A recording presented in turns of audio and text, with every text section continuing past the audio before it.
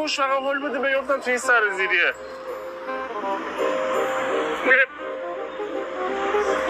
ببر آره همینو میگم یکی بیاد کمک کنه. دمت گرم مرسی. موتورم آقا کجا نشونی رفت؟ موتوره؟ آره این موتور دست قلب بزن است نه با خدا بیا بگیریش کسی رفیقشی؟ نه بابا بولش بولم بده کیو بولم بده؟ این یارو وای موتورم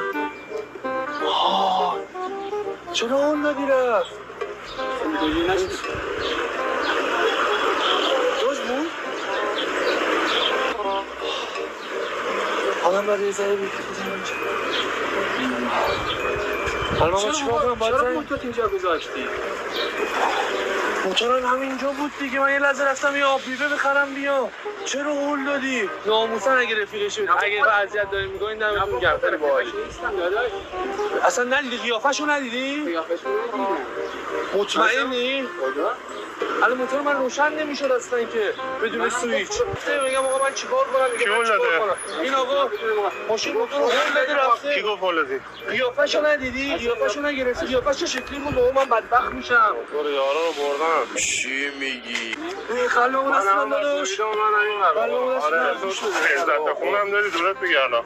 حالا خلومون اصلا دوره کی هول داده؟ این آقا هول داده کجا هول داده؟ اینجا وایسا الان بریم پلیس بگیم بیاد چه چهرت نگاریش چهره کنیم؟ نگاری کنیش مثلا بگیریش آقا شما با چی کار میکنی؟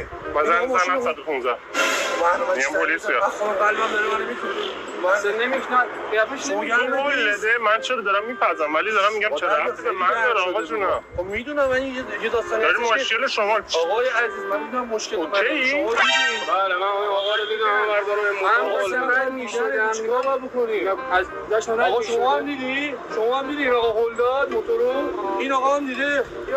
وایسا چه شکلی بود آجی؟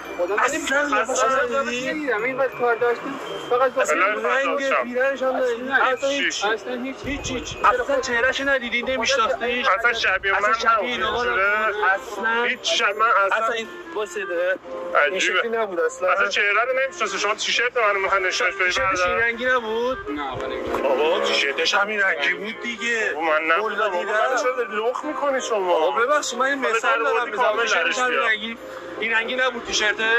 الله فضل چند ولش کن بهش بگو گناه دیگه داره انده خود پس دوری مخفی بود عشق